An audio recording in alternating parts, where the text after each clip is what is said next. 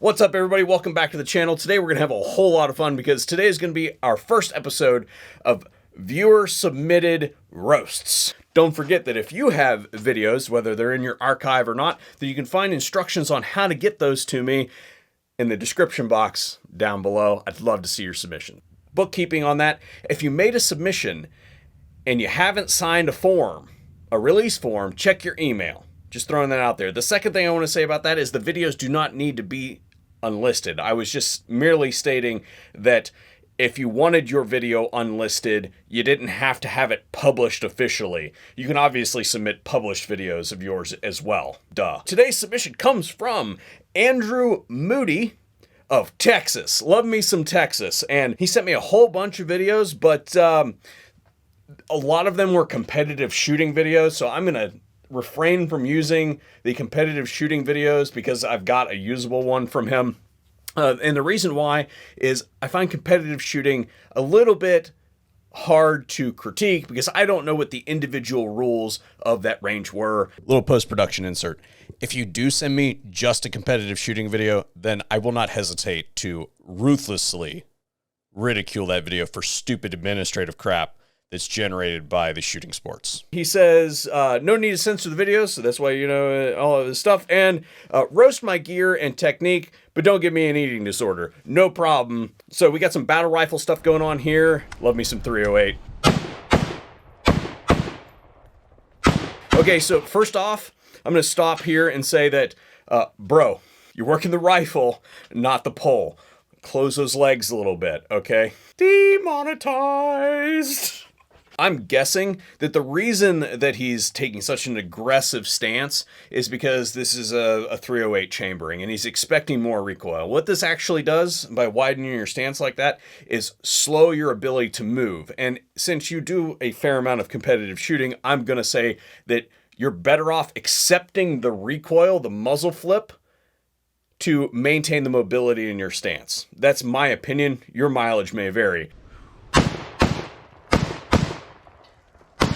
Transition was really slow, and the reason that you made the transition kind of like Moses after he hit the rock 2 times is because really 2 reasons. First, you didn't commit to the transition with your feet. You'll notice that the one foot was still pointed in the direction of the first one. All he did was kind of like open his stance up and he left that foot kind of hanging out there, and that kind of slowed you down, put you out of balance a little bit.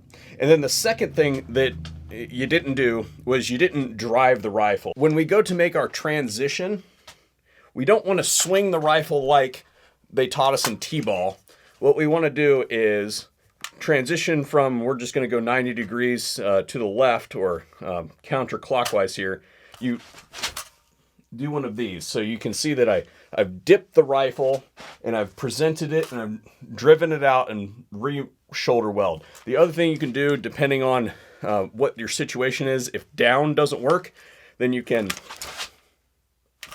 over the top. It all depends on what the environment that you're shooting looks like. But you want to, instead of swinging this rifle around, which creates a moment on the rifle and will undoubtedly cause the rifle to pass your targets, and then you got to drag it back, you can simply keep the moment off the rifle by dipping it vertically. It's now going to spin around its mass, present it out, and now you're pointed exactly where your eyes were. See, just like I said, you don't need that wide open stance to soak up that recoil. You did a triple right there where I'm going to guess that all 3 of those pieces of brass probably would have landed in a 5-gallon bucket. You're not a 5'0" 100-pound wet female, right? Like, I can tell from just how far you can reach up on the gun that you're probably 6'1", 6'2", something like that. You've got plenty of distribution space for that rifle. You don't need to take an aggressive stance that is simply just compromising you because you were in a compromised position, that wide open stance like that, and you were able to do that triple no problem.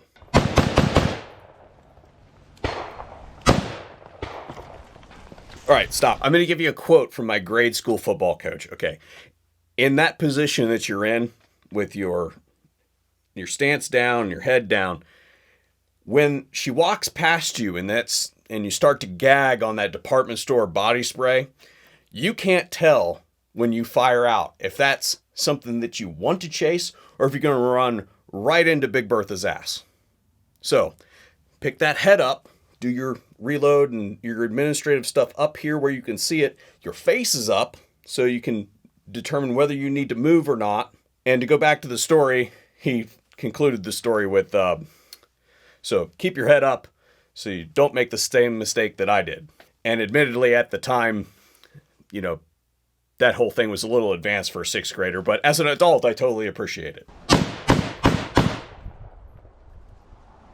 I could tell that holding the rifle like that is fatiguing you, man. Like just the way you brought that down is like, oh, this gun is heavy, right? So what you should do in that instance, if you still want to go that far out, is that you should actually, instead of being up like this, right, married to that C-clamp, which this is fatiguing, do one of these. Okay, I'm wondering about this. I'm wondering if you got your sling set up like just way too big. You should probably not have that much air on that sling. And the reason that is the reason you got the sling around you is to be able to let go of the gun and use your hands. You don't want the rifle to bang you in the legs, or if you got enough air in the sling and you even stow it, then it's going to tend to work itself back around. I think that a sling should fit kind of like this when it's not in use. And the reason for that is that if you absolutely need to drop this, you can. But if you wanted to make it more secure, then you can swim in, drop it. Or if you need to get completely out of it for whatever reason, if you're tangled up in it, then it's as easy as simply ducking your head. I know that I just threw the white balance off on the camera. Sorry, everybody. It's really easy to get out of that sling. So I think that you got too much air in that sling. Okay, so we just talked about the sling, right?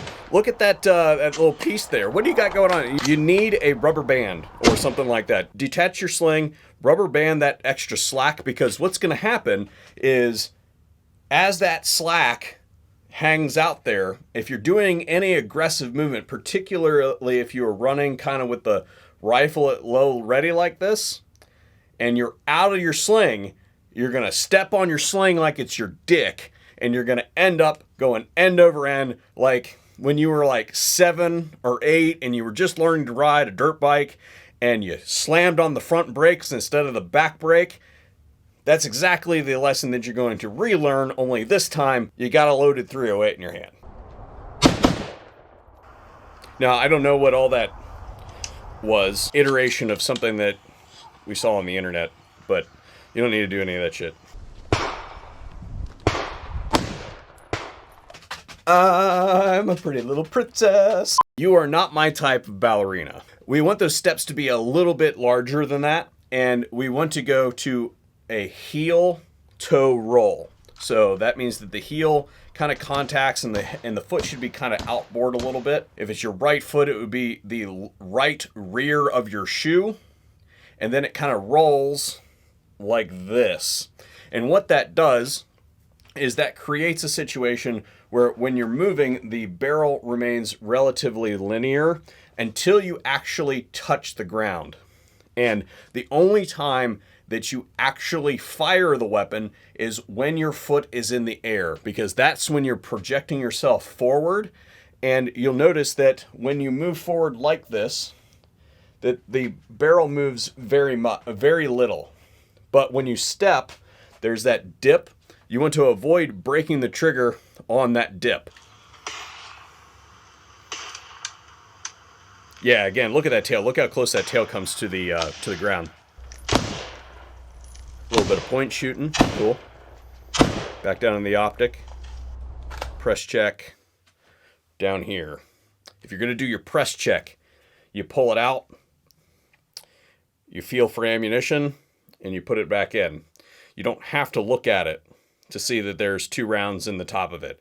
If you're taking the magazine out for any other reason to see if it's out of ammunition, then you have the time to grab another one and put a new one in there and then retain that magazine. So the reason we do it that way is once you go under nods, you can no longer see that magazine. And if you haven't used night vision before, your night vision is focused to whatever operational range that you're working in. If it's here, you can't see it. Now, I missed this one on initial, so I'm redoing it now.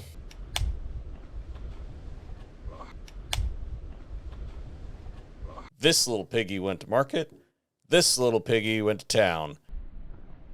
This little piggy got turned into roast beef.